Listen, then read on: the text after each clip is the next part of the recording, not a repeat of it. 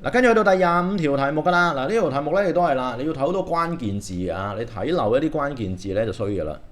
佢而家講一個叫做 per capita。嗱，首先 per capita 咧，人均咧就即係代表住已經除咗人口㗎啦，所以單人口咧應該冇影響嘅。跟住有個叫做 will，中文同學叫做實質。實質咧就即係已經將個通脹嗰個 issue 咧係踢走咗㗎啦，O 唔 OK 嘅 GDP，佢就係講啦，喺度話嗱，如果一個嘅 country 呢條數跌咗，嗱如果跌咗嘅話咧，其實應該係衰咗㗎，因為邏輯上即係每個人扣除通脹都係少咗嘅。如果我哋用貨嚟到計，即係簡單一句，每個人得到嘅叉燒飯少咗啦，簡單一句咁講。但係個 general living standard 中文同學就係叫做一般生活水平咧，反而改善咗喎。點解咁得意嘅咧？咁啊樓下咧就有3句説話睇下咯喎。第一句説話佢話，如果假設呢個 country 有多啲 non-marketed goods， 中文同學啦就係有非市場物品。嗱，咩叫非市場物品咧？簡單一句就係話，所有如果係市場交易嗰啲咧，我哋都會計咗落 GDP 度，咁亦都會反映咗頭先嗰個數字。頭先個數字跌咗，代表住嘢差咗。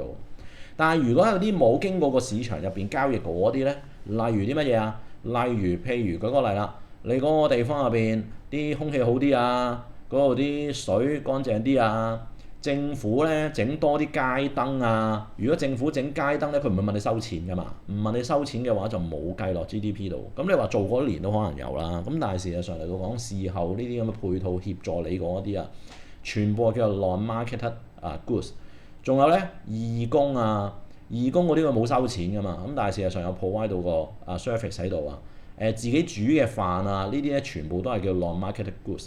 咁我即係譬如舉個例俾你聽，例如你哋嗰個地方咧個社區咧好好喎，好到嗰個地方咧就係互相咧可能係合作嘅，例如可能我得閒啲，我幫你湊埋你啲細路去返幼稚園啦，冇收你錢嘅，有收你錢就計咗個 GDP，冇收你錢。但係你又可能煮翻幾餐飯嚟到俾我哋食啦咁樣，又冇收我哋錢嘅，又冇計到 GDP。咁我哋大家都有得益，但係呢個得益咧其實冇坑咗落個數入邊。咁但係我哋覺得個生活好咗，咁啊佢好合理嘅。咁如果個社區係有呢一啲咁樣叫做互相幫助嘅一啲咁樣嘅情況嘅話，就會有呢一個咁嘅改善。咁所以1號嗰個咧係正確嘅。咁啊2號嗰個咯喎，佢哋話 working hour 咧係上升咗嘅。working hour 上升咗，只會令到佢覺得更衰啫。除非條友好中意打工啫，咁所以呢個係錯。但係如果調轉頭，佢話俾你 working hour 係 decrease 咧，情況又唔同啦。